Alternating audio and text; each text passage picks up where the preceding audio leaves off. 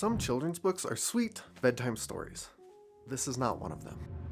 Today, we're talking about A Terrible Thing Happened. This is a gentle, very direct book for children who have witnessed trauma. It follows Sherman, a little raccoon who experiences something terrible and then starts falling apart in ways he cannot fully explain. He has bad dreams, he feels upset, he acts differently, and eventually, with the help of a calm counselor, he begins to work through what happened. What this book does really well is to recognize a child's behavior as a form of communication. Kids don't really say, "I've been traumatized." They show us through stomach aches, through anger, clinginess, fear, nightmares, or even regression of other learned skills, such as bedwetting, or maybe just not acting themselves. This book gives adults a way to name that without piling on shame. I also appreciate the counselor figure in the story. Miss Maple is steady, she's warm, and she's unafraid of the truth when Sherman starts talking. That matters in trauma-informed care because the reaction of the person when a child first discloses actually dictates willingness for further disclosures and a child's willingness to seek help. Now, if that feels like a lot of pressure, know that healing does not begin with perfect words. It really begins with safety. For a child who has experienced violence, abuse, frightening accidents, or any other deeply distressing event, this book could be very helpful. For a child who has not, it may simply feel too heavy. My brief clinical note would be this: when a child's behavior changes after a terrible event, trauma-informed care views this as a form of communication before it is seen as disobedience. And it's very important to know that the terrible event is experienced and classified as terrible by the child, not the adult. That is one of the most helpful truths in this book. So yes,